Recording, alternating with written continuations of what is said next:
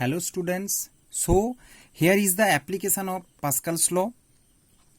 You know that hydraulic machines, it is a great example, good example, which will just followed up based on the principle of Pascal's law.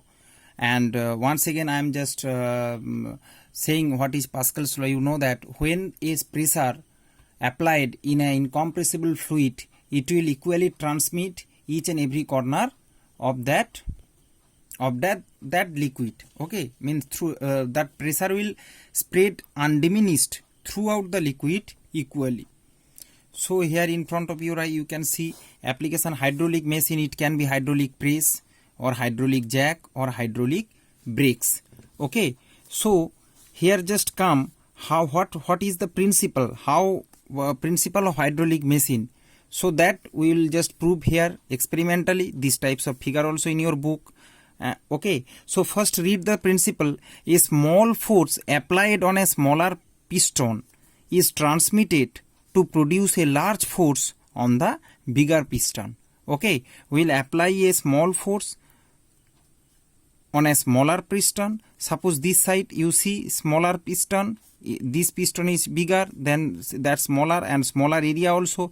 What the pressure we will put over here, what the force we will put over here, okay, to produce a large force we will produce over here. We will put a less force, means suppose your weight 60 kg you will put over here, and here it will comes as 600 kg.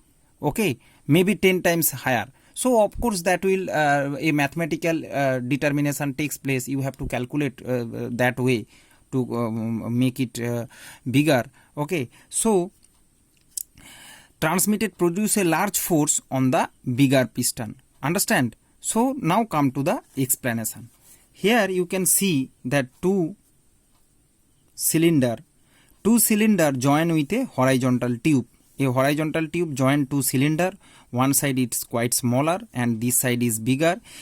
So if I say and two piston is fitted with a incompressible, support water is inside it, incompressible fluid, water inside the, we just put water, fill it like this and puts one piston this side, that is called piston A, and here piston B. So you can see it, students, that the piston, this surface area, means this cross section area, we will say it, the area of cross section is much lesser than the smaller than this right side cross section area. So the area of cross section, this for this cylinder we just take as A1, and this side will count as A2. So students, right now we put some pressure, force. Okay, right, just we will apply a little bit force through the piston A.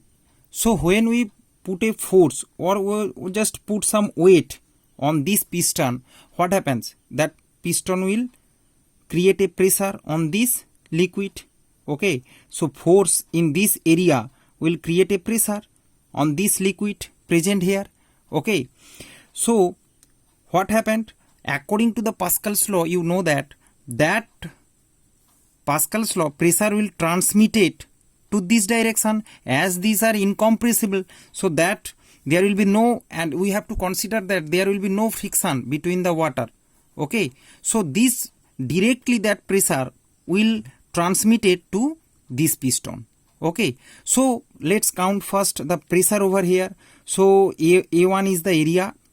Let's force is F1. We are applying the force F1, area A1. So pressure will be P is equal to F by A. P1, suppose here pressure will be P1.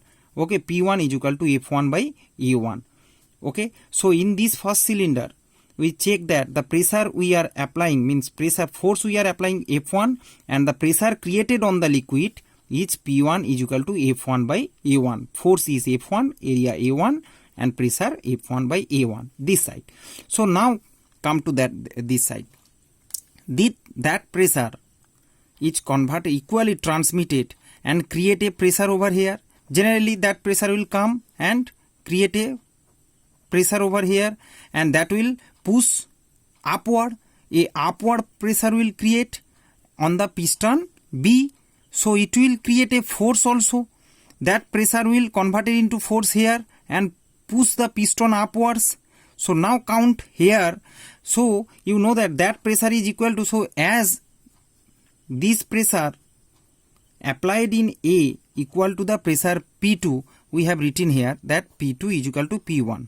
Okay, so upward force here F2, if the force is F2 here and area is A2 and pressure P2, then we know that P2 is equal to be F2 by A2.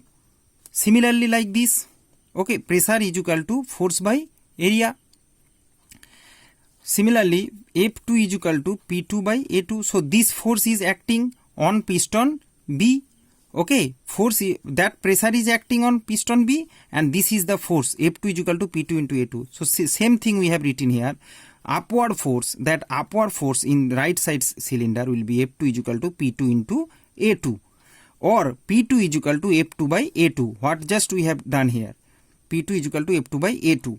So if this is first and this is second and this is third equation, as P1 is equal to P2, so as we get P1 is equal to P2, so value of P1 this and value of P2 this. Okay, so P1 is equal to P2 means, or P2 here, P2 is equal to P1 means F2 by A2 is equal to F1 by A1. Understand, students? Be attentive. P2 is equal to P1 means F2 by A2 is equal to F1 by A1. Just substitute the value of P2, or F2, F1 come here, F2 by F1, okay, A2 by A1. Just rearrangement takes place. A little rearrange the equation, we get A2 move here and F1 come here. You know that according to the mathematics, F2 by F1 is equal to A2 by A1. So see students here, which one is bigger, A1 or A2? A2. So as A2 greater than A1, A2 greater than A1, you know that A2 greater than A1 means F2 greater than F1. As if we keep the value constant, what we can see, if A2 will be more, means A2 greater than A1, F2 should be greater than F1. Understand? We have to put, if we keep the value constant, then we have to make the F2 greater than the F1. So hence from this machine, this instrument, we see that the pressure, the force we are applying over here, that force is multiplied and converted into a higher force. Okay, you can see here, as higher force, as area increase and the force is also increase. Hence this machine act as a force multiplier. Force multiplier you have seen, you have read in simple machines in junior class, that which will multiply the force and a less force will convert it into a greater force. So if we count A2 is 10 times than A, means area of cross section here is 10 times greater than A1, then a simple math you can see that A2 is equal to, suppose this is the cylinder is attached and here is the bigger. This area is 10 times A1. Here it is only A1. Suppose if it is 2, then it will be 20. Understand? If it is 3, that will be 30. So it is A1, it is 10 A1. Okay, 10 times greater. Then A2 will be, this is A2 is equal to 10 A1. We put the value on this equation here F2 by F1, then we will get F2 by F1, A2 by A1. That same equation I have written here, F2 by F1, A2 by A1. Put the value of A2 as 10 A1.